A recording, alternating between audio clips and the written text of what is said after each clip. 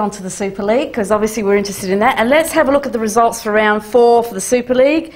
Again, some interesting results. We had Friday night football again. Modbury Jets at home, absolutely overpowered by Adelaide City. The scoreline was 4-0, with Damien Morris scoring 2, but involved in all 4 goals. That first one was an own goal because it was deflection, and then a beautiful pass to Chad Pujaya, and you know, this man is unbelievable. He's able to score goals out of anywhere. So very lucky it wasn't more than 4 goals, because let me tell you, there were plenty of shots being fired at the Modbury Jets keeper. Then we had Blue Eagles 2, Para Hills 0, with Legati and Vazari scoring the goals there. Campbelltown City 4, Adelaide Galaxy 0. Adelaide Galaxy in a lot of disarray at the moment, not having any wins yet, and very unfortunate, because they got the players there, but they're not able to get anything out of them at this stage. Trimboli scoring a brace, Menakella and Torre scoring for Campbelltown. I went to this game, Raiders 1, Adelaide Hills 1, very, very good match. Townsend scoring for Raiders and Markham scoring for Adelaide Hills. We will see the footage shortly. And of course your match, I also went to this match, Michael, MetroStars 1, Western Strikers 0, with Stavridis scoring that goal. That game there, you guys have got plenty of chances, but you're just not putting them in the back of the net, and it's been like that for the last 3 weeks. Unfortunately, we've had a bit of problem in front of goals. Not the best start in terms of what we have in personnel. We have a really deep squad at the moment. However, saying that, we've had a few injuries the last couple of weeks. Scott Tunbridge has succumbed to a knee injury and will probably miss 2 to 4. And Steve Grelly's in doubt for tomorrow night. But look, we're creating chances. I mean, if we weren't creating, you could sort of get worried. But you know, we had a bit of a hiccup against Blue Eagles a couple of weeks ago. Not to say that they weren't good value for at least a point. We lost 1-0. I thought a draw probably would have been a good result. But we're now on 7 points, I think. 2 wins and a draw, and look, there's 4 games gone. There's no panic stations for anybody. Even Campbelltown have only got 2 wins out of 4, and you know, at the 4-game mark, it's not a big deal. However, saying that, we play Adelaide City tomorrow night. Yes. And clearly, obviously, we were the main rivals of each other last year, so it'll be a bit of a crackerjack game tomorrow night. It certainly will, and everyone will be able to see the highlights of that match next week, because I'll be filming that. Hopefully. So hopefully it'll be a very, very good and exciting match.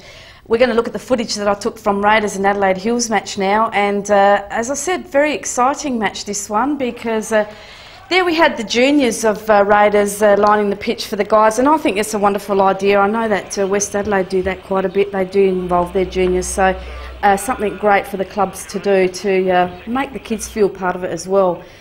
It really was a game, as they say, the classic game of 2 halves, because Raiders were just totally on top of Adelaide Hills for most of the first half, creating plenty of chances, playing this lovely football that they've been playing lately, and people are commenting about it. They've got the ball on the deck, beautiful passing to each other, and creating chances. That unfortunately, Mimi Sarek didn't have quite a good match this week. He had a multitude of chances, but wasn't able to get them in. And Richie Allegich, he's just unbelievable. I mean, there we see a shot there skying high by Sarich. I was going to say Richie Allegich, unbelievable. He is just flying around the pitch everywhere. He is creating shots. He's taking shots from 30-40 metres out. He's switching from left to right. He's a huge part of their midfield, and is doing brilliantly, and I'd say he'd be picking up quite a few votes for Player of the Year. Here we have a chance by Elliott, trying to get on top of the guys, but dispossess again. And this was the case as was for most of the half. Adelaide Hills would come down to the back line of Raiders, and they would be dispossessed, and then Raiders would take it up and have these pot shots at them. Unfortunately not going in. So we had a long shot there by Allegich. We've got another shot coming up by Allegich. 2 or 3 of them. This is going to be the Allegich show, you'll see. Todd McSorley played a really great game in this match, as did Kingsley Francis. So again, it looked like that Raiders were going to come out on top of Adelaide Hills. They were very, very strong. As I said, great passage of plays that they had.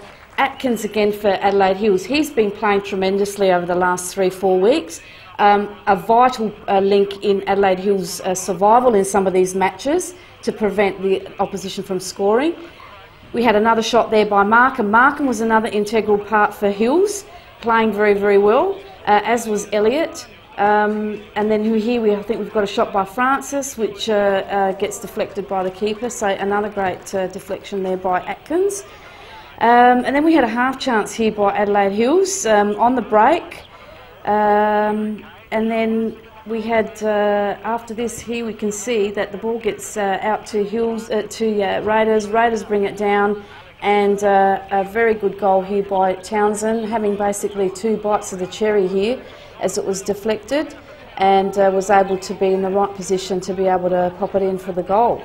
So that put them up 1-0, and that was very late in the first half, basically around the 35th minute or so.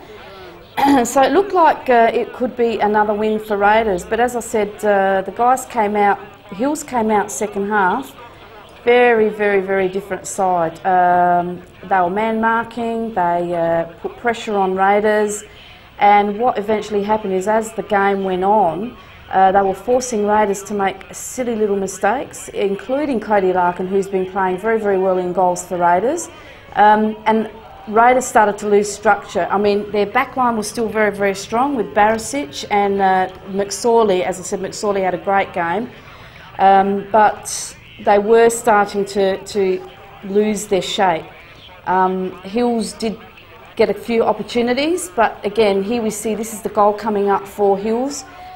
Raiders get dispossessed, and then Markham, Elliott passes it to Markham. Markham's in the right place at the right time and drills it in for their goal, which was the equaliser. And from this point onwards, basically, Adelaide Hills maintained their intensity, made sure that Raiders weren't getting too much of the play.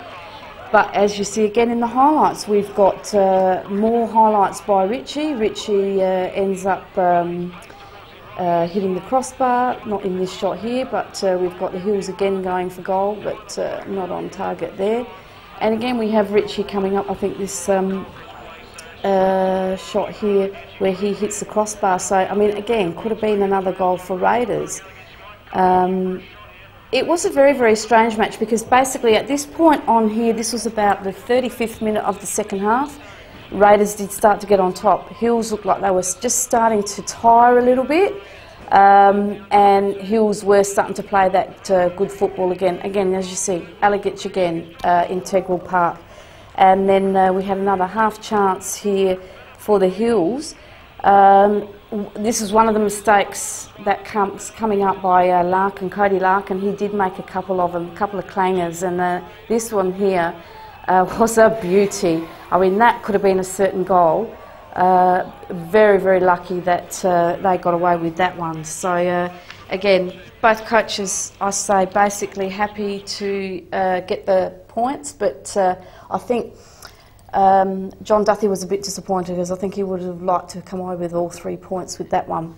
At home, you would think that, and I was on the 5RTO show on Saturday morning. I picked Raiders, but you know, all credit to Steve Maxwell and Adelaide Hills to take a point there. He said to me that on the phone that you know, they were aiming for a certain amount of points by the halfway mark, and at this stage, I think they got 4. Which is good, and there's certainly not going to be a pushover for anybody at this stage. To draw Raiders away, it's difficult to go down there and get anything. I think last year we went there and got a draw in the end, so well done to Maxie and the crew. Yeah, very, very good, very entertaining match. So let's have a look at the table after round 4 and see what's happening there. Still very, very close in the middle, but Michael, we'd be interested in this one. Your old club, Adelaide Blue Eagles, 4 out of 4, 12 points, maximum points, doing very, very well. I say it's surprising, and that's no disrespect to anybody, but I'm not surprised given Zoran's gone back there. He had a really rough time with White City last season, having not even lasted half a season. But he's got a bit better of a squad, and what he's done is he's recruited well in terms of getting, well,